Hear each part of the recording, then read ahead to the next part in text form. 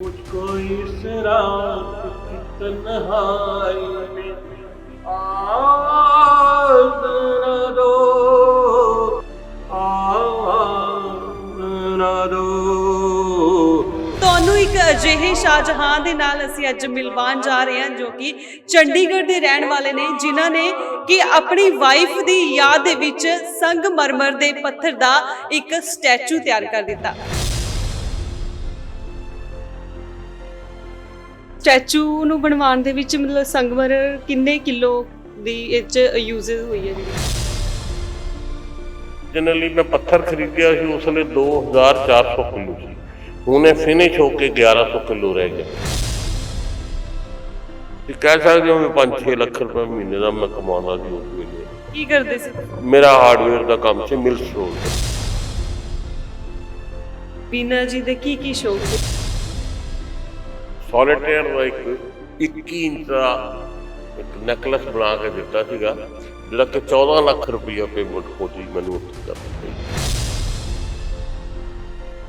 ਦੁਨੀਆ ਦੇ ਬਿਗੈਸਟ ਮਹਿੰਗੇ ਤੋਂ ਮਹਿੰਗਾ ਸਟੋਰ ਹੈਰਡ ਲੰਡਨ, ਤੁਸੀਂ ਸੁਣਿਆ ਹੋਣਾ, ਉੱਥੇ ਦੀ ਉਹ ਸ਼ਾਪਿੰਗ ਸੀਗੀ, ਉੱਥੇ ਦੇ ਉਹਦੇ ਪਰਸ ਸੀਗੇ 200 ਪਾਉਂਡ ਦਾ ਪਰਸ ਸੀ, ਜਿਹੜਾ ਸਾਰੇ ਇੱਦਾਂ ਹੀ ਸਾਰੇ ਬੱਚੇ ਚੱਕ ਕੇ ਲੈ ਗਏ।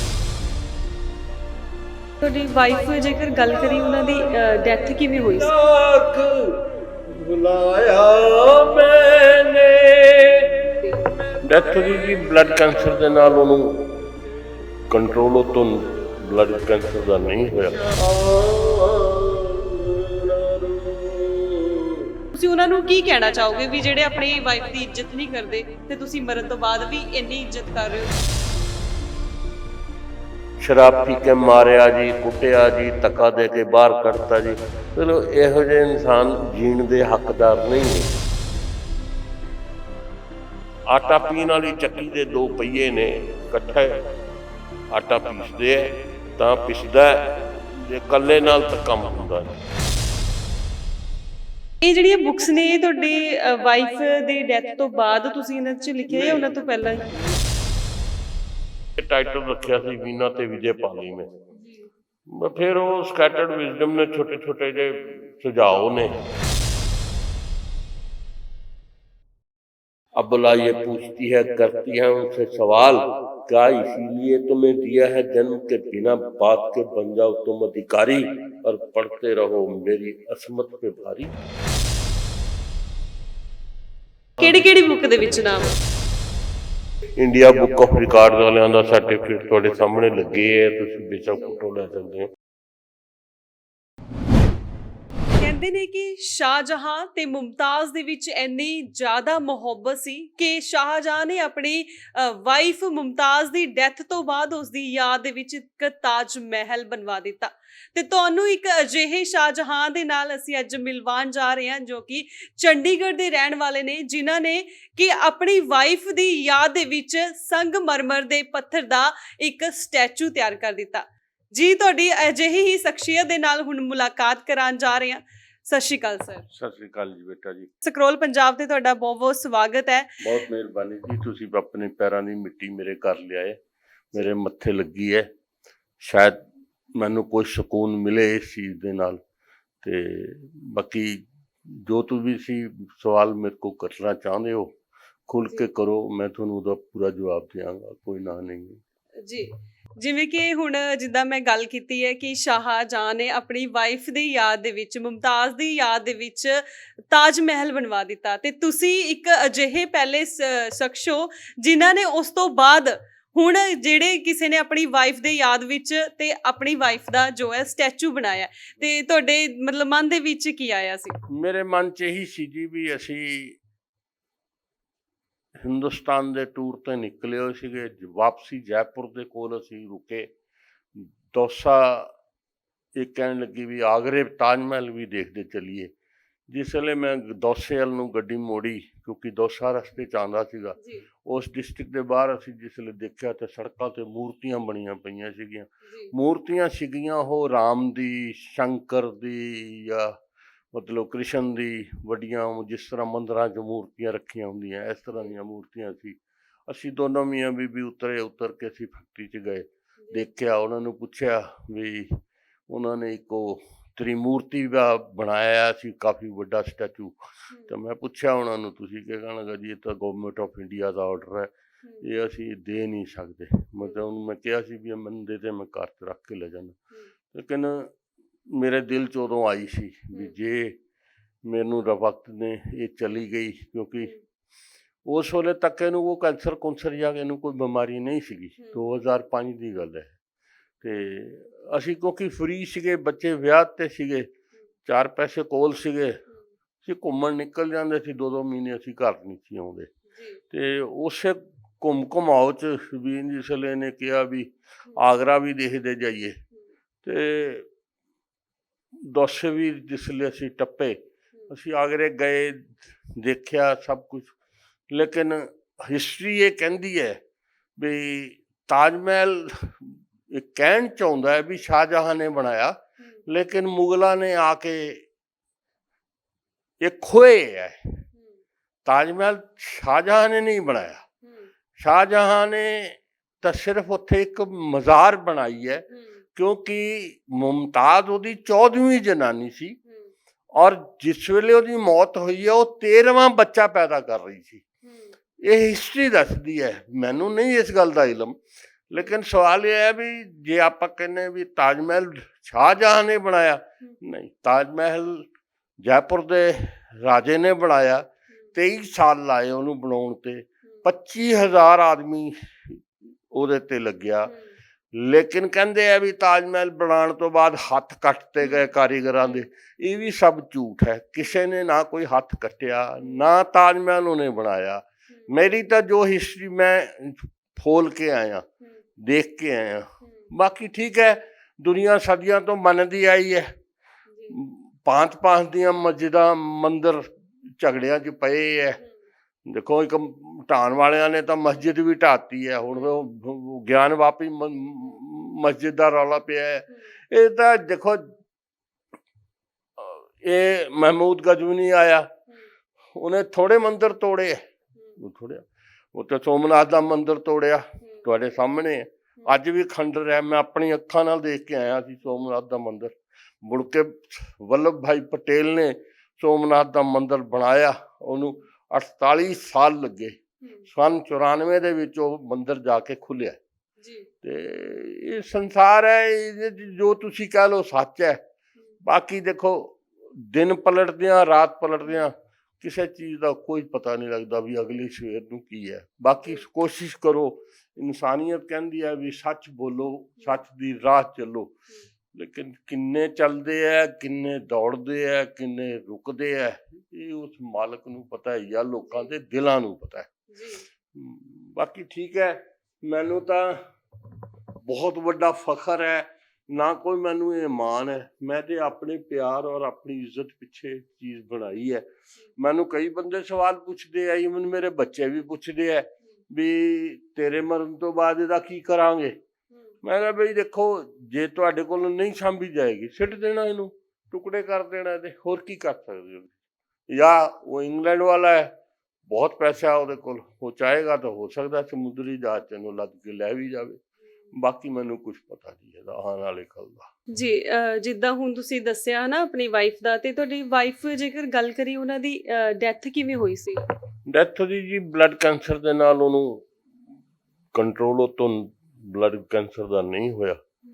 ਬਸ 29 ਕੈਮੋ ਉਹਦੇ ਲੱਗੀਆਂ, ਜਿੰਨੀ ਦੇਰ ਤੱਕ ਉਹਦਾ ਇਲਾਜ ਕਰ ਸਕਦਾ ਸੀ ਮੈਂ ਕੀਤਾ। ਫਿਰ ਉਹ ਡਾਕਟਰਾਂ ਨੇ ਕੋਈ ਦਵਾਈ ਉਹਦੀ ਓਰਲ ਵੀ ਲਿਖ ਕੇ ਦਿੱਤੀ, ਮੈਂ ਉਹ ਵੀ ਮੰਗਵਾਈ ਅਮਰੀਕਾ ਤੋਂ, ਲੇਕਿਨ ਉਹ ਥੋੜ੍ਹੀ ਦੇਰ ਹੀ ਚੱਲੀ। ਲੇਕਿਨ ਉਸ ਤੋਂ ਬਾਅਦ 11/3 ਨੂੰ ਆਪਣੇ ਪ੍ਰਸਥਾਨ ਕਰ ਗਈ, ਜਿੱਥੇ ਦੀ ਸੀਗੀ ਉੱਥੇ ਜਾ ਪਹੁੰਚੀ ਉਹ। ਬਾਕੀ ਮੈਨੂੰ ਤਾਂ ਨਾ ਉਹ ਭੁੱਲਦੀ ਹੈ, ਬੜੀ ਕੋਸ਼ਿਸ਼ ਕਰਦਾ ਵੀ ਮੈਂ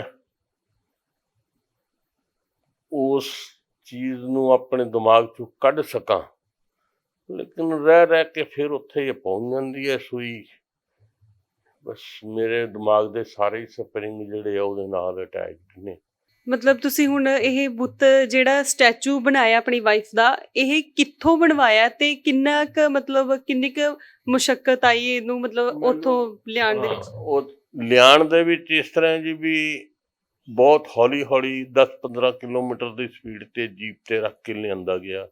ਪਹਿਲਾਂ ਮਕਰਾਨੇ ਤੋਂ ਜਿਸ ਵੇਲੇ ਪੱਥਰ ਲਿਆ 2400 ਕਿਲੋ ਦਾ, ਉਹ ਵੀ ਬੜੇ ਆਰਾਮ ਨਾਲ ਦੋਸਾ ਪਹੁੰਚਾਇਆ ਗਿਆ।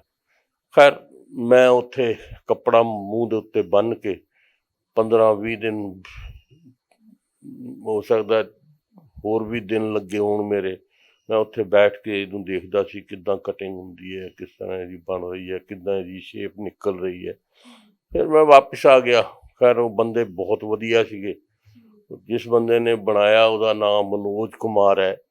ਮੈਂ ਉਹਦਾ ਨਾਮ ਸਾਰੀ ਜ਼ਿੰਦਗੀ ਭੁੱਲ ਨਹੀਂ ਸਕਦਾ। ਅਤੇ ਇਸ ਦੇ ਉੱਤੇ ਮਾਰਬਲ ਦੇ ਉੱਤੇ ਕਲਰ ਨਹੀਂ ਹੁੰਦੇ ਛੇਤੀ, ਲੇਕਿਨ ਇਹ ਕਲਰ ਮੈਂ ਇਟਲੀ ਤੋਂ ਮੰਗਵਾਏ ਸਪੈਸ਼ਲੀ। ਹਾਂਜੀ, ਇੱਕ ਇਟਲੀ ਤੋਂ ਕਲਰ ਮੰਗਵਾ ਕੇ ਤਾਂ ਕੀਤੇ ਹੈ। ਇਹਨਾਂ ਦੀ ਕਲਰਸ ਦੀ ਇਹ ਗਰੰਟੀ ਹੈ ਵੀ ਇਹ ਆਉਣ ਵਾਲੇ 50 ਸਾਲ ਤੱਕ ਨਾ ਇਹ ਫੇਡ ਹੋਏਗਾ, ਨਾ ਇਹ ਕੁਛ ਹੋਏਗਾ, ਐਜ਼ ਇਟ ਇਜ਼ ਹੀ ਰਹੇਗਾ। ਸਿਰਫ ਤੁਸੀਂ ਇਹਨੂੰ ਕੱਪੜਾ ਮਾਰ ਸਕਦੇ ਹੋ, ਸਾਬੁਣ ਨਾਲ ਧੋ ਸਕਦੇ ਹੋ, ਮਤਲਬ it is a washable colours. ਹਾਂ, ਕੋਈ ਕਿਸੇ ਕਿਸਮ ਦੀ ਕੋਈ ਇਹਦੇ 'ਚ ਨੁਕਸਾਨ ਵਾਲੀ ਗੱਲ ਨਹੀਂ ਹੈ। ਕਿੰਨੇ ਕੁ ਦਿਨ ਲੱਗ ਗਏ ਸੀ ਇਹ ਸਟੈਚੂ ਬਣਵਾਉਣ 'ਚ? ਇਹ 11/3 ਨੂੰ ਮਰੀ ਹੈ ਜੀ।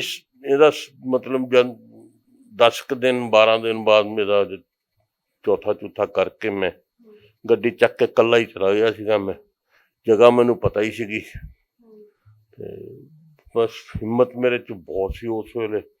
ਮੈਂ ਪਹੁੰਚ ਗਿਆ ਉੱਥੇ। ਬੜੀ ਨਾ ਨੁੱਕਰ ਕਰਨ ਤੋਂ ਬਾਅਦ, ਬੜੀ ਮਿਹਨਤ ਤੋਂ ਬਾਅਦ ਮੈਂ ਜਾ ਕੇ ਸਫਲਤਾ ਹਾਸਿਲ ਕੀਤੀ।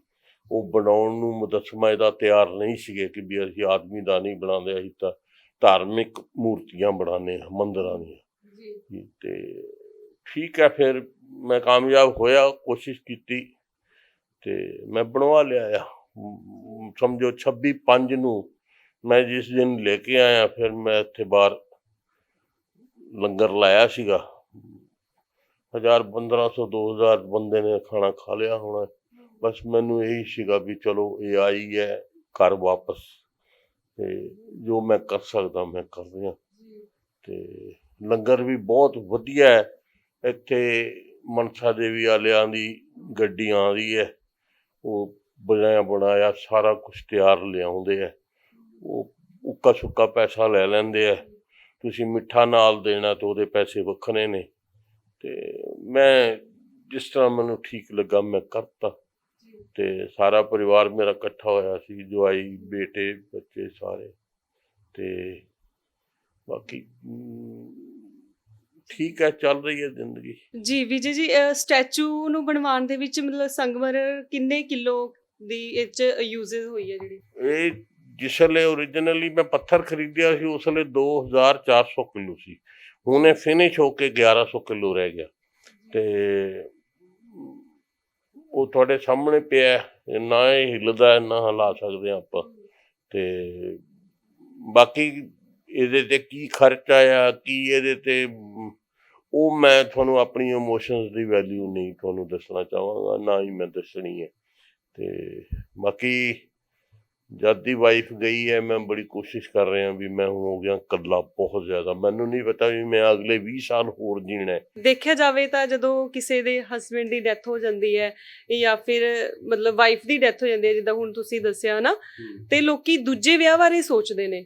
ਤੁਸੀਂ, ਤੁਹਾਡੇ ਦਿਮਾਗ ਦੇ ਵਿੱਚ ਆਇਆ ਜਦੋਂ ਉਹਨਾਂ ਦੀ ਡੈਥ ਹੋਈ ਤੇ ਕੁਛ ਟਾਈਮ ਬਾਅਦ, ਜਿੱਦਾਂ ਤੁਸੀਂ ਕਹਿੰਦੇ ਲੋਨਲੀ ਫੀਲ ਕੀਤਾ ਹਨਾ, ਤੇ ਹਮਸਫਰ ਜਦੋਂ ਨਾਲ ਨਾ ਹੋਵੇ ਤਾਂ ਇਕੱਲਾ ਰਹਿ ਜਾਂਦਾ ਬੰਦਾ ਹਨਾ, ਤੁਸੀਂ ਦੂਜੇ ਵਿਆਹ ਬਾਰੇ ਸੋਚਿਆ? ਪਹਿਲੇ 2 ਸਾਲ ਤਾਂ ਨਹੀਂ ਸੋਚਿਆ, ਲੇਕਿਨ ਉਹ 2 ਸਾਲਾਂ ਦੇ ਬਾਅਦ ਜਿਸ ਵੇਲੇ ਦੇਖਿਆ ਵੀ ਹੁਣ ਇਹ ਵਾਕਈ ਬਹੁਤ ਜ਼ਿਆਦਾ ਮੈਂ ਇਕੱਲਾ ਤੰਗ ਹਾਂ, ਬੱਚੇ ਵੀ ਦੂਰ ਨੇ ਮੇਰੇ ਕੋਲ, ਕੋਈ ਆਉਣ ਜਾਣ ਵੀ ਨਹੀਂ ਹੈ, ਫਿਰ ਮੇਰੇ ਦਿਮਾਗ 'ਚ ਇਹ ਗੱਲ ਆ ਰਹੀ ਹੈ, ਆਈ ਵੀ ਹੋਈ ਹੈ। ਔਰ ਮੈਂ ਝੂਠ ਕਿਉਂ ਬੋਲਾਂ, ਮੈਂ ਤਾਂ 2 ਵਾਰੀ ਅਖਬਾਰ 'ਚ ਵੀ ਦਿੱਤਾ। ਜਿਹੜਾ ਕੋਈ ਬੰਦਾ ਮੇਰੇ ਨਾਲ ਸੱਚੇ ਮਨ ਨਾਲ ਰਹਿਣਾ ਚਾਹੁੰਦਾ ਹੈ, ਖਾਣ ਪੀਣ ਉੱਠਣ ਬੈਠਣ, ਮੈਂ ਇੱਕ ਦਾਅਵੇ ਨਾਲ ਕਹਿ ਸਕਦਾ ਵੀ ਇਸ ਚੰਗੇ ਬੰਦੇ ਵੀ ਉਹੋ ਜਿਹਾ ਨਾ ਤਾਂ ਰਹਿ ਸਕਦੇ ਆ ਨਾ ਖਾ ਸਕਦੇ ਆ। ਆਹੀ ਬੱਚਾ ਮੇਰੇ ਕੋਲ ਪਿਛਲੇ 24 ਸਾਲ ਤੋਂ ਹੈ। ਤੁਸੀਂ ਇਹ ਹੈਰਾਨ ਹੋਵੋਗੇ, ਸਵੇਰੇ ਮੈਂ ਮੰਡੀਓਂ ਅੰਬ ਲਿਆਂਦੇ ਆ, ਡੂ ਯੂ ਥਿੰਕ ਵੀ ਕਿੰਨੇ ਅੰਬ ਆਏ ਹੋਣੇ ਆ? 52 ਕਿਲੋ ਅੰਬ ਆਏ, ਔਰ 90 ਰੁਪਏ ਕਿਲੋ ਦੇ ਹਿਸਾਬ ਨਾਲ 4600 ਰੁਪਏ ਦੇ ਅੰਬ ਆਏ। 9 ਕਿਲੋ ਅੰਬ ਮੈਂ ਰੇਹੜੀ ਤੋਂ ਵੀ ਲਏ ਆ, ਜਿਹੜੀ ਉਹ ਕੁੱਪੀ ਕਹਿੰਦੇ ਜਿਹਨੂੰ, ਹਾਂ ਉਹ ਵੀ 120 ਰੁਪਏ ਕਿਲੋ ਲਈ। ਮਤਲਬ ਮੈਂ 5000 ਤੋਂ ਉੱਪਰ ਤਾਂ ਇੱਕ ਆਈਟਮ ਬੰਬ ਲਿਆ ਕੇ ਮੈਂ ਅੰਦਰ ਇਹ ਮੈਂ ਕੀ ਖਾਣਾ ਇੱਕ ਅੰਬ, 4 ਜਣੇ ਇਹ ਖਾਣ ਵਾਲੇ, ਇਹਦੀ ਵਾਈਫ ਹੈ, ਇਹਦੀਆਂ ਬੇਟੀਆਂ ਨੇ 2। ਹਾਂ ਇੱਕ 8 ਸਾਲ ਦੀ ਬੇਟੀ ਹੈ, ਇੱਕ ਇਹਦੀ 5 ਸਾਲ ਦੀ ਬੇਟੀ ਹੈ, ਦੋਨਾਂ ਨੂੰ ਮੈਂ ਸਕੂਲੇ ਦਾਖਲ ਕਰਾਇਆ। ਹਾਂ ਸਾਰੀ ਔਰ ਇਹਦੀ ਵਾਈਫ ਬਹੁਤ ਪਿਆਰੀ ਹੈ, ਬਹੁਤ ਚੰਗੀ ਹੈ, ਸਮਝਦਾਰ ਹੈ, ਮੇਰਾ ਬਹੁਤ ਧਿਆਨ ਰੱਖਦੇ ਆ ਇਹ, ਮਤਲਬ ਵੀ ਕੱਪੜੇ ਲੱਤੇ ਧੋਣਾ ਪਾਣਾ ਸਭ, ਰੋਟੀ ਟੇਬਲ ਤੇ ਮਤਲਬ ਹਰ ਚੀਜ਼ ਮੈਨੂੰ ਟਾਈਮ ਨਾਲ ਮਿਲਣੀ ਹੈ, ਕੋਈ ਚੀਜ਼ ਇਸ ਤਰ੍ਹਾਂ ਨਹੀਂ ਹੈ। ਹਾਂ ਤੇ ਜੇਕਰ ਹੁਣ ਤੁਹਾਡੇ ਵਿਆਹ ਦੀ ਗੱਲ ਕਰੀਏ, ਮਤਲਬ ਤੁਹਾਡਾ ਵੀਨਾ ਜੀ ਦੇ ਨਾਲ ਕਦੋਂ, ਮਤਲਬ ਵਿਆਹ ਤੁਹਾਡਾ ਕਦੋਂ ਹੋਇਆ ਸੀ, ਤੇ ਤੁਹਾਡੀ ਲਵ ਮੈਰਿਜ ਸੀ ਜਾਂ ਅਰੇਂਜ ਮੈਰਿਜ ਸੀ? ਨਹੀਂ ਮੇਰੀ ਕੋਈ ਲਵ ਮੈਰਿਜ ਨਹੀਂ ਸੀ, ਕੋਈ ਨਾ ਮੈਂ ਜਾਣਦਾ ਸੀ, ਉਹ ਹੁਸ਼ਿਆਰਪੁਰ ਦੀ ਰਹਿਣ ਵਾਲੀ ਸੀ, ਮੈਂ ਇੱਥੇ ਚੰਡੀਗੜ੍ਹ ਦਾ ਰਹਿਣ ਵਾਲਾ। ਤੇ ਫਸਟ ਸਾਈਟ ਮੈਰਿਜ ਹੈ ਤੇ ਅਰੇਂਜਡ ਮੈਰਿਜ ਸੀ। ਤੇ ਮੇਰੀ ਮਾਂ ਸੀਗੀ, ਫਾਦਰ ਤਾਂ ਮੇਰਾ ਸੀਗਾ ਨਹੀਂ, ਕਿਉਂਕਿ ਬਹੁਤ ਛੋਟੀ ਉਮਰ ਦੇ ਵਿੱਚ ਮੇਰਾ ਫਾਦਰ ਸਨ 1965 ਦੇ ਵਿੱਚ ਡੈਥ ਹੋ ਗਈ ਸੀ ਉਹਦੀ। ਤੇ ਮੈਂ ਤਾਂ ਬਹੁਤ ਛੋਟਾ ਸੀ, ਕਿਉਂਕਿ ਘਰ 'ਚ ਕਿਉਂਕਿ ਭੈਣ ਭਰਾਵਾਂ 'ਚ ਮੈਂ ਵੱਡਾ ਸੀਗਾ ਭਰਾਵਾਂ 'ਚ, ਇਸ ਕਰਕੇ 2 ਮੈਂ ਵੱਡੀਆਂ ਭੈਣਾਂ ਵੀ ਆਈਆਂ, 3 ਮੈਂ ਛੋਟੇ, ਆਪਣਾ ਵਿਆਹ ਕੀਤਾ, 2 ਛੋਟਿਆਂ ਦਾ ਕੀਤਾ। ਫਿਰ ਤੁਸੀਂ ਸਾਡੇ ਕੋਲ ਜਮਾਦਾਰਨੀਆਂ ਕੰਮ ਕਰਦੀ, ਉਹਨੂੰ ਹੋ ਗਏ ਅੱਜ 60 ਸਾਲ ਕੰਮ ਕਰਦੀ, ਉਹ ਵੀ ਉਂਗਲ ਲਾ ਕੇ ਆਪਣੇ ਪਿਓ ਨਾਲ ਇਸ ਘਰ 'ਚ ਆਉਂਦੀ ਸੀ। ਫਿਰ ਮੈਂ ਉਹਦਾ ਵੀ ਵਿਆਹ ਕੀਤਾ, ਫਿਰ ਉਹਦੇ 3 ਬੱਚੇ ਹੋਏ, ਉਹ ਵੀ ਮੈਂ ਵਿਆਹੇ। ਹਾਂਜੀ ਤੇ ਹੁਣ ਵੀ ਉਹ ਆਉਂਦੀ ਹੈ, ਸਾਰਾ ਘਰ ਉਹਦਾ ਹੈ, ਖਾਲੀ ਮਤਲਬ ਅਸੀਂ ਛੱਡ ਕੇ ਚਲੇ ਜਾਂਦੇ ਹਾਂ, ਪੂਰਾ ਘਰ ਦੀ ਮਾਲਕ ਆ ਉਹ, ਔਰ ਉਹ ਡਟ ਕੇ ਬੈਠਦੀ ਹੈ, ਮੈਨੂੰ ਚਾਹ ਬਣਾ ਕੇ ਦਿਓ, ਮੈਨੂੰ ਆਹ ਚੀਜ਼ ਕਰਕੇ ਦਿਓ, ਮਤਲਬ। ਔਰ ਕਈ ਵਾਰ ਉਹਦੀ ਮਦਦ ਕਰਨ ਵਾਸਤੇ ਮੈਨੂੰ ਉਹਨੇ ਮੇਰੇ ਕੋਲ ਲੱਖ ਰੁਪਈਆ ਵੀ ਮੰਗਿਆ, ਮੈਂ ਉਹ ਵੀ ਦਿੱਤਾ, ਨਾ ਨਹੀਂ ਕੀਤੀ, ਕੱਟਿਆ 1000 ਰੁਪਈਆ ਕਰਕੇ ਕੱਟਿਆ ਮੈਂ। ਠੀਕ ਹੈ, ਮੇਰੀ ਜ਼ਿੰਦਗੀ ਦੇ ਵਿੱਚ ਇਹਨਾਂ ਗੱਲਾਂ ਦੀ ਕੋਈ ਕਮੀ ਨਹੀਂ ਦਿੱਤੀ ਮਾਲਕ ਨੇ, ਮੈਨੂੰ ਸਭ ਕੁਛ ਦਿੱਤਾ, ਦਿਲ ਵੀ ਦਿੱਤਾ, ਕਿਉਂਕਿ ਪੈਸੇ ਨਹੀਂ ਦਿੱਤੇ, ਦਿਲ ਵੀ ਦਿੱਤਾ। ਔਰ ਮੈਂ ਜਿਹਦੀ ਵੀ ਕੋਸ਼ਿਸ਼ ਕਰਦਾ ਵੀ ਜਿਹਦੀ ਮਦਦ ਹੋ ਸਕਦੀ ਹੈ ਜ਼ਰੂਰ ਕਰਾਂ। ਜਿਵੇਂ ਕਿ ਤੁਸੀਂ ਦੱਸਿਆ ਹੈ ਕਿ ਪਹਿਲੇ ਤੁਸੀਂ ਹੋ ਜਿਨ੍ਹਾਂ ਨੇ ਆਪਣੀ ਵਾਈਫ ਦੀ ਡੈਥ ਤੋਂ ਬਾਅਦ ਸਟੈਚੂ ਬਣਵਾਇਆ, ਤੇ ਫਿਰ ਇਹਦਾ ਰਿਕਾਰਡਸ ਬੁੱਕਸ ਜਿਹੜੀਆਂ ਹੈਗੀਆਂ ਨੇ ਆਪਣੀਆਂ, ਉਹਨਾਂ ਦੇ ਵਿੱਚ ਵੀ ਨਾਮ ਆਇਆ ਹੋਣਾ, ਕਿਹੜੀ ਬੁੱਕ ਦੇ ਵਿੱਚ ਨਾਮ? ਇਹ ਵਰਲਡ ਵਾਈਡ ਬੁੱਕ ਦੇ ਵਿੱਚ, ਰਿਕਾਰਡ ਦੇ ਵਿੱਚ ਛਪ ਗਈ ਹੈ, ਪ੍ਰਿੰਟ ਹੋ ਗਈ ਹੈ। ਉਹਨਾਂ ਨੇ ਵੀ ਇਹ ਦੱਸਿਆ ਵੀ ਪਿਛਲੇ ਕਈ ਸਾਲਾਂ ਤੋਂ ਅੱਜ ਤੱਕ ਕਦੀ ਇਹ ਚੀਜ਼ ਨਹੀਂ ਹੋਈ। ਇੰਡੀਆ ਬੁੱਕ ਆਫ ਰਿਕਾਰਡਸ ਵਾਲਿਆਂ ਦਾ ਸਰਟੀਫਿਕੇਟ ਤੁਹਾਡੇ ਸਾਹਮਣੇ ਲੱਗੇ ਹੈ, ਤੁਸੀਂ ਬੇਸ਼ੱਕ ਫੋਟੋ ਲੈ ਸਕਦੇ ਹੋ। ਇਹ ਕਿਤਾਬਾਂ ਵੀ ਪਈਆਂ ਥੱਲੇ ਉਹਨਾਂ ਦੀਆਂ, ਉਹਨਾਂ ਨੇ ਭੇਜੀਆਂ, ਉਹਨਾਂ ਨੇ ਉਹ ਮੈਡਲ ਵੀ ਭੇਜੇ ਆ ਵੀ ਤੁਸੀਂ ਇਹ ਕੰਮ ਕੀਤਾ। ਤੇ ਠੀਕ ਹੈ, ਹੁਣ ਦੁਨੀਆ ਕੁਛ ਵੀ ਕਹਿ ਸਕਦੀ ਹੈ ਵੀ ਮੈਨੂੰ ਕੋਈ ਇਹਦੇ 'ਚ ਕੋਈ ਖਿਆਤੀ ਮਿਲਣੀ ਹੈ, ਮੈਨੂੰ ਕੋਈ IAS ਦੀ ਪਦਵੀ ਮਿਲਣੀ ਹੈ, ਉਹ ਤਾਂ ਜੋ ਪਿਆਰ ਮੇਰਾ ਹੈ, ਮੇਰੇ ਨਾਲ ਹੀ ਨਿਭਣਾ। ਬਸ ਇਹ ਤੁਸੀਂ ਇੰਟਰਵਿਊ ਲੈਣ ਆਏ ਹੋ, ਮੈਨੂੰ ਥੋੜ੍ਹਾ ਜਿਹਾ ਫਖਰ ਹੈ ਇਸ ਗੱਲ ਦਾ ਵੀ ਹਜ਼ਾਰਾਂ ਆਦਮੀ ਇਸ ਇੰਟਰਵਿਊ ਨੂੰ ਦੇਖਣਗੇ, ਦੇਖ ਕੇ ਕੋਸ਼ਿਸ਼ ਕਰਨਗੇ ਸਮਾਜਿਕ ਬੰਧਨ ਦੇ ਵਿੱਚ ਕੋਈ 10 ਬੰਦੇ ਵੀ ਸੁਧਰ ਕੇ ਆਪਣੀ ਬੀਵੀ ਨਾਲ ਪਿਆਰ ਕਰਨ ਜਾਂ ਰਸਤੇ 'ਤੇ ਆ ਜਾਣ, ਤਾਂ ਮੈਂ ਸਮਝਦਾ ਵੀ ਮੈਂ ਬਹੁਤ ਵੱਡਾ ਕੰਮ ਕੀਤਾ, ਕੋਈ ਛੋਟਾ ਕੰਮ ਨਹੀਂ ਕੀਤਾ। ਕਿਉਂਕਿ ਤੁਹਾਨੂੰ ਹੁਣ ਇੱਕ ਕਵਿਤਾ ਜਿਹੜੀ ਮੈਂ ਸੁਣਾਈ ਹੈ, ਮੇਰੀ ਆਪਣੀ ਹੀ ਲਿਖੀ ਹੋਈ ਹੈ, ਵੀ ਆਦਮੀ ਔਰਤ ਨੂੰ ਆਪਣੀ ਜਾਗੀਰ ਸਮਝਦਾ ਹੈ, ਤੇ ਜਿਹੜੀ ਕਿ ਗਲਤ ਹੈ। ਦੋਨੋਂ ਆਟਾ ਪੀਣ ਵਾਲੀ ਚੱਕੀ ਦੇ 2 ਪਹੀਏ ਨੇ, ਇਕੱਠੇ ਆਟਾ ਪੀਸਦੇ ਹੈ ਤਾਂ ਪਿਸਦਾ, ਜੇ ਇਕੱਲੇ ਨਾਲ ਤਾਂ ਕੰਮ ਹੁੰਦਾ ਨਹੀਂ।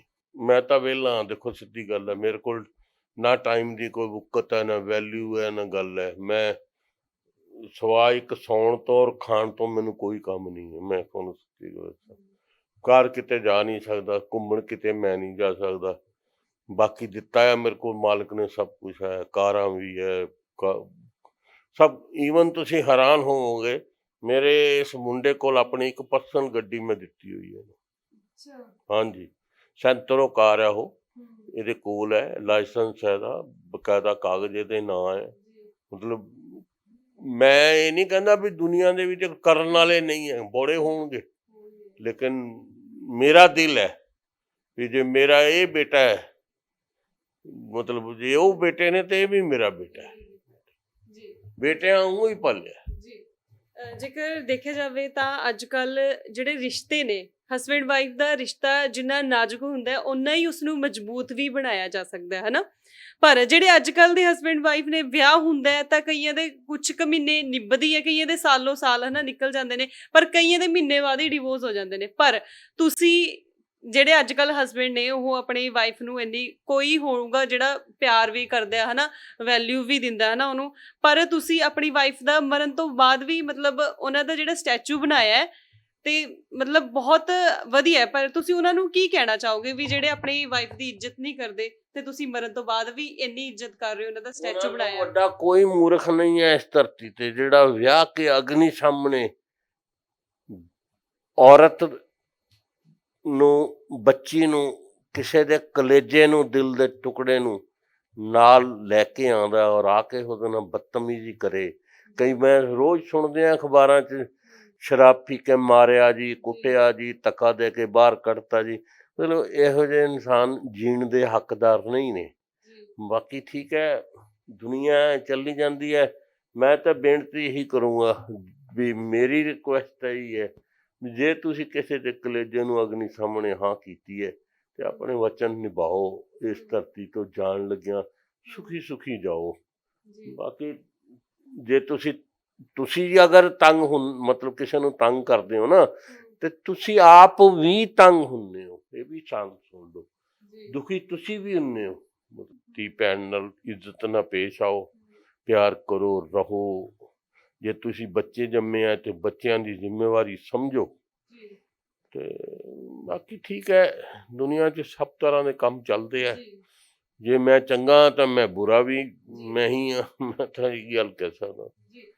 ਜਿੱਦਾਂ ਹੁਣ ਤੁਹਾਡੀ ਵਾਈਫ ਦਾ ਤੇ ਤੁਹਾਡੇ 'ਚ ਨਾ ਪਿਆਰ ਬਹੁਤ ਸੀ, ਤੇ ਉਸ ਤੋਂ ਤਾਂ ਹੀ ਤੁਸੀਂ ਉਹਨਾਂ ਦੀ ਯਾਦ ਦੇ ਵਿੱਚ ਹੁਣ ਜਿਹੜਾ ਇਹ ਸਟੈਚੂ ਬਣਾਇਆ। ਤੇ ਜਦੋਂ ਕਈ ਵਾਰੀ ਜਿੱਦਾਂ ਲੋਨਲੀ ਫੀਲ ਹੁੰਦਾ ਹੈ ਨਾ, ਇਕੱਲਾਪਨ ਫੀਲ ਹੁੰਦਾ, ਤੇ ਤੁਸੀਂ ਆਪਣਾ ਦੁੱਖ ਸੁੱਖ ਕੁਝ ਬੈਠ ਕੇ ਗੱਲਾਂ ਬਾਤਾਂ ਵੀ ਇਹਨਾਂ ਦੇ ਨਾਲ ਕਰਦੇ ਹੋ, ਸਾਂਝੀਆਂ ਕਰਦੇ ਹੋ? ਹਾਂ ਬਿਲਕੁਲ, ਕਈ ਵਾਰ ਕਹਿ ਦਿੰਦਾ ਮੈਂ ਬੋਦੀ ਇਹਦੇ ਸਟੈਚੂ ਦੇ ਨਾਲ ਨਹੀਂ, ਲੇਕਿਨ ਮੇਰੇ ਬੈਡਰੂਮ ਦੇ ਵਿੱਚ ਜੋ ਤੁਸੀਂ ਦੇਖ ਕੇ ਆਏ ਹੋ, ਫੁੱਲਾਂ ਦੀ ਵਾੜੀ ਦੇ ਵਿੱਚ ਮੈਂ ਇਹਨੂੰ ਸਜਾ ਕੇ ਰੱਖਿਆ ਹੈ। ਉੱਥੇ ਮੈਂ ਇਹਨਾਂ ਨਾਲ ਬੋਲੀ ਜਾਣਾ ਹੁੰਦਾ ਕਈ ਵਾਰ ਵੀ ਤੂੰ ਮੈਨੂੰ ਕਿੱਥੇ ਫਸਾ ਗਈ ਹੈ ਇਕੱਲੇ ਨੂੰ। ਸੱਚੀ ਗੱਲ ਤੇ ਆ ਵੀ ਮੈਂ ਇਸ ਗੱਲੋਂ ਦਿਲ ਦਾ ਬਹੁਤ ਹੌਲਾ, ਮੇਰੇ ਇੰਜੂ ਬਹੁਤ ਜਲਦੀ ਨਿਕਲ ਆਉਂਦੇ ਆ। ਤੇ ਤੁਸੀਂ ਮੇਰੀ ਫੋਟੋ ਦੇਖੋਗੇ ਤਾਂ ਮੇਰੀ ਇੱਧਰਲੀ ਅੱਖ ਜਿਹੜੀ ਹੈ, ਇੱਧਰ ਦੀ ਅੱਖ ਜਿਹੜੀ ਹੈ, ਇਹਦੀ ਇਹ ਵੀਨਸ ਜਿਹੜੀਆਂ ਨੇ ਇੰਨੀਆਂ ਕਮਜ਼ੋਰ ਹੋ ਗਈਆਂ ਰੋ ਰੋ ਕੇ ਵੀ ਇਹ ਤੁਸੀਂ ਦੇਖੋ ਵੀ ਗਿਰ ਵੀ ਜਾਂਦੀ ਪੁਤਲੀ ਕਿਸੇ ਵੇਲੇ। ਦੇਖੋ ਗਿਰੀ ਹੈ ਨਾ ਇਸ ਵੇਲੇ, ਇਹ ਸਟ੍ਰੈਸ ਹੈ ਇਹਦੇ ਉੱਤੇ। ਇਹ ਖੁੱਲ ਜਾਏਗੀ ਥੋੜ੍ਹੀ ਦੇਰ ਨੂੰ, ਮਤਲਬ ਜਿਸ ਵੇਲੇ ਮੈਂ ਮੂੰਹ ਮੱਤ ਹੋਵਾਂਗਾ ਇਹ ਖੁੱਲ ਜਾਏ। ਲੇਕਿਨ ਹੁਣ ਇਸ ਵੇਲੇ ਮੇਰੇ ਕੋਲੋਂ ਇਹ ਅੱਖ ਖੁੱਲੀ ਹੈ, ਇਹ ਅੱਖ ਤੁਸੀਂ ਦੇਖੋ, ਤੁਹਾਨੂੰ ਨਜ਼ਰ ਆ ਰਿਹਾ ਨਾ ਵੀ ਇਹ, ਹਾਂ ਇਹ ਮੈਨੂੰ ਫਿਰ ਸਟ੍ਰੈਸ ਹੋ ਜਾਂਦਾ। ਜਿੱਦਾਂ ਹੁਣ ਤੁਸੀਂ ਦੱਸਿਆ ਹਨਾ, ਬੁੱਕਸ ਵੀ ਤੁਸੀਂ ਕਈ ਲਿਖਿਓ, ਲਿਖਣ ਦੇ ਸ਼ੌਕੀਨ ਵੀ ਹੋ ਹਨਾ ਤੁਸੀਂ, ਤੇ ਇਹ ਜਿਹੜੀਆਂ ਬੁੱਕਸ ਨੇ ਇਹ ਤੁਹਾਡੀ ਵਾਈਫ ਦੀ ਡੈਥ ਤੋਂ ਬਾਅਦ ਤੁਸੀਂ ਇਹਨਾਂ 'ਚ ਲਿਖਿਆ ਜਾਂ ਉਹਨਾਂ ਤੋਂ ਪਹਿਲਾਂ ਹੀ? ਉਹਨਾਂ ਤੋਂ ਪਹਿਲਾਂ ਜਿਹੜੀ ਮੇਰੀ ਵਾਈਫ ਬਿਮਾਰ ਹੋਈ ਸੀ 2005 ਦੇ ਵਿੱਚ ਨਾ, ਤੇ 2012 'ਚ, ਉਸ ਵੇਲੇ ਪਹਿਲੀ ਕਿਤਾਬ ਮੈंने ਲਿਖੀ ਸੀ, ਮੇਰੀ ਵੀਨਾ ਮੇਰੇ ਸੁਰ। ਉਸ ਤੋਂ ਬਾਅਦ ਫਿਰ ਸੈਕਿੰਡ ਕਿਤਾਬ ਇਹ ਲਿਖੀ 2 ਸਾਲ ਬਾਅਦ। ਇਹ 2 ਸਾਲ ਦੇ ਬਾਅਦ ਇਹ ਠੀਕ ਹੋ ਗਈ ਸੀ। ਫਿਰ ਉੱਥੋਂ ਵੇਲੇ ਵੀ ਇਹ ਟਾਈਟਲ ਰੱਖਿਆ ਸੀ ਵੀਨਾ ਤੇ ਵਿਜੇ ਪਾਲੀ ਮੈਂ।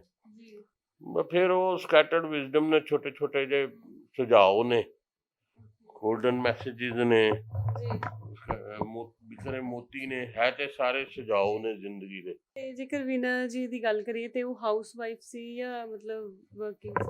ਨਹੀਂ, ਉਹਨੇ ਜ਼ਿੰਦਗੀ ਦੇ ਵਿੱਚ ਘਰੋਂ ਪੈਰ ਬਾਹਰ ਹੀ ਨਹੀਂ ਕੱਢ ਕੇ ਦੇਖਿਆ ਮੇਰੇ ਬਗੈਰ। ਹਾਂਜੀ, ਹਾਊਸ ਵਾਈਫ ਤਾਂ 2000% ਹਾਊਸ ਵਾਈਫ ਸੀ। ਮਤਲਬ ਉਹਨੇ ਕਦੀ ਜ਼ਿੰਦਗੀ 'ਚ 1 ਰੁਪਇਆ, ਲੋਕੀ ਕਹਿੰਦੇ ਜੀ ਬੁਟੀਕ ਖੋਲ ਲਓ, ਫਲਾਨਾ ਚੀਜ਼ ਕਰ ਲਓ, ਉਹਨੂੰ ਲੋੜ ਹੀ ਨਹੀਂ ਸੀ ਕਿਸੇ ਵੀ ਚੀਜ਼ ਦੀ। ਮੇਰੀ ਬੜੀ ਸੋਹਣੀ ਆਮਦਨ ਸੀਗੀ, ਬੜਾ ਅੱਛਾ ਮੇਰਾ ਕਾਰੋਬਾਰ ਸੀਗਾ, ਤੇ ਮੈਨੂੰ ਕੋਈ ਜ਼ਰੂਰਤ ਨਹੀਂ ਸੀ। ਤੁਸੀਂ ਕਹਿ ਸਕਦੇ ਹੋ ਵੀ 5-6 ਲੱਖ ਰੁਪਏ ਮਹੀਨੇ ਦਾ ਮੈਂ ਕਮਾਉਂਦਾ ਸੀ ਉਸ ਵੇਲੇ। ਕੀ ਕਰਦੇ ਸੀ? ਮੇਰਾ ਹਾਰਡਵੇਅਰ ਦਾ ਕੰਮ ਸੀ, ਮਿਲ ਸਟੋਰ ਦਾ, ਜਿਹੜੀਆਂ ਮਸ਼ੀਨਰੀ ਪਾਰਟਸ ਦਾ, ਬਿਲਡਿੰਗ ਮਟੀਰੀਅਲ ਨਹੀਂ, ਮਸ਼ੀਨਰੀ ਪਾਰਟਸ, ਜਿੱਦਾਂ ਮਿੱਲਾਂ ਦੇ ਪਾਰਟਸ ਵਗੈਰਾ ਨੇ, ਤੇ ਬੇਰਿੰਗ ਹੋ ਗਏ, ਬੈਰਿੰਗ, ਬੈਲਟਾਂ, ਟੂਲ, ਕਟਿੰਗ ਟੂਲਸ, ਬੜੀਆਂ ਮੇਰੇ ਕੋਲ ਡਿਸਟਰੀਬਿਊਸ਼ਨਾਂ ਸੀਗੀਆਂ। ਅੱਛਾ ਬਹੁਤ ਵਧੀਆ ਕੰਮ ਸੀ ਮੇਰਾ, ਕੋਈ ਦਿੱਕਤ ਨਹੀਂ ਸੀ ਕਿਸੇ ਗੱਲ ਦੀ ਮੇਰੇ ਕੋਲ। ਕੰਮ ਤਾਂ ਮੈਂ ਉਸ ਵੇਲੇ ਬੰਦ ਕੀਤਾ ਜਿਸ ਵੇਲੇ ਮੇਰਾ ਮੁੰਡਾ ਇੰਗਲੈਂਡ ਚਲਾ ਗਿਆ 2001। ਕੌਣ ਹੈ ਫੈਮਿਲੀ 'ਚ ਤੁਹਾਡੇ? ਮੇਰੀ ਫੈਮਿਲੀ ਦੇ ਵਿੱਚ 2 ਬੇਟੇ ਨੇ ਜੀ, ਇੱਕ ਬੇਟੀ ਹੈ, ਬੇਟੀ ਅੰਮ੍ਰਿਤਸਰ ਵਿਆਹੀ ਹੈ, ਇੱਕ ਬੇਟਾ ਇੱਥੇ ਉਹ ਵੀ ਅੰਮ੍ਰਿਤਸਰ ਹੀ ਵਿਆਹਿਆ ਹੈ। ਤੀਸਰਾ ਬੇਟੇ ਨੇ ਲਿਆ ਕੇ ਮੇਰੇ ਸਾਹਮਣੇ ਖੜੀ ਕਰਤੀ ਵੀ ਮੈਂ ਇਹਦੇ ਨਾਲ ਵਿਆਹ ਕਰਾਉਣਾ ਹੈ।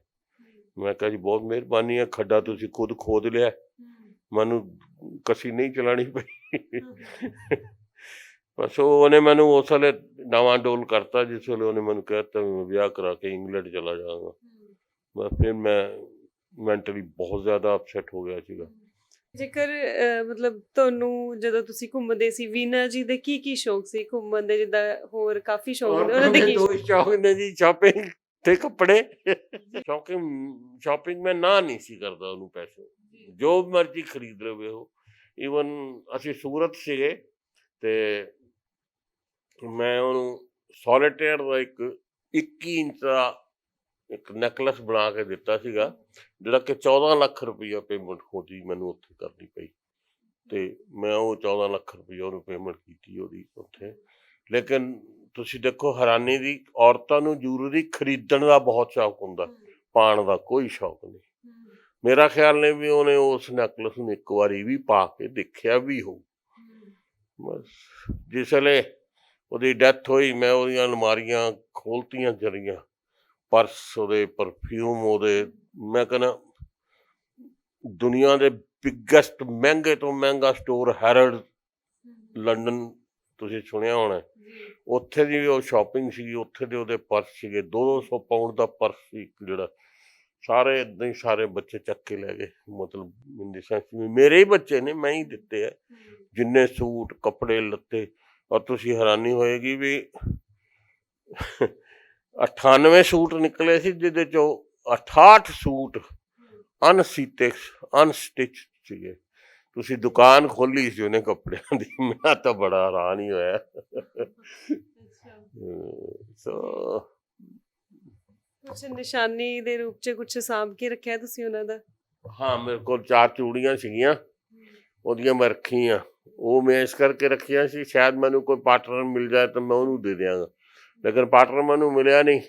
ਲੇਕਿਨ ਮੇਰੇ ਆ ਜਿਹੜਾ ਬੇਟਾ ਮੇਰੀ ਸੇਵਾ ਕਰਦਾ, ਇਹਦੀ ਵਾਈਫ ਨੂੰ ਮੈਂ 2 ਚੂੜੀਆਂ ਉਹਦੇ ਹੱਥ 'ਚ ਪਾਤੀਆਂ ਐਜ ਏ ਬੇਟੀ ਵੀ, ਹੱਥ ਗੁੱਸੇ ਨਹੀਂ ਹੋਣੇ ਚਾਹੀਦੇ। ਤੇ ਉਹ ਔਰ ਉਹਨੂੰ ਹਦਾਇਤ ਹੈ ਵੀ ਉਹ ਚੂੜੀਆਂ ਬਗੈਰ ਥੱਲੇ ਨਹੀਂ ਆਏਗੀ। ਹਾਂ, ਉਹ 2 ਚੂੜੀਆਂ ਮੇਰੇ ਕੋਲ ਪਈਆਂ, ਮੇਰੀ ਸੇਫ 'ਚ ਪਈਆਂ। ਔਰ ਤੁਸੀਂ ਹੈਰਾਨ ਹੋਵੋਗੇ, ਮੇਰੇ ਹਰ ਕਮਰੇ ਦੇ ਅੰਦਰ ਇੱਕ ਗੋਡਰੇਜ ਦਾ ਸੇਫ ਲੱਗਾ ਹੈ। ਤੁਸੀਂ ਆਪਣਾ ਜਿਹੜਾ ਵੀ ਕੋਈ ਗੈਸਟ ਆਵੇ, ਆਪਣੀ ਜੂਲਰੀ, ਆਪਣਾ ਕੈਸ਼ ਉਹਦੇ 'ਚ ਰੱਖੇ, ਮੇਰੀ ਕੋਈ ਜ਼ਿੰਮੇਵਾਰੀ ਨਹੀਂ। ਤੇ ਆਪਣੀ ਵਾਈਫ ਦੀ ਯਾਦ ਦੇ ਵਿੱਚ, ਜਿੱਦਾਂ ਤੁਸੀਂ ਦੱਸਿਆ ਤੁਹਾਨੂੰ ਲਿਖਣ ਦਾ ਸ਼ੌਕ ਹੈ, ਹੈ ਨਾ, ਗਾਣ ਦਾ ਸ਼ੌਕ ਵੀ ਹੈ, ਕੁਛ ਸ਼ਾਇਰੀ ਜਾਂ ਕੁਛ ਇਸ ਤਰ੍ਹਾਂ ਸੁਣਾ ਸਕਦੇ ਹੋ ਦਰਸ਼ਕਾਂ ਨੂੰ? तेरी सीरत तो पाली है, अपना भी ली है, अब एक ही तमन्ना है कि सूरत भी दिखला दे।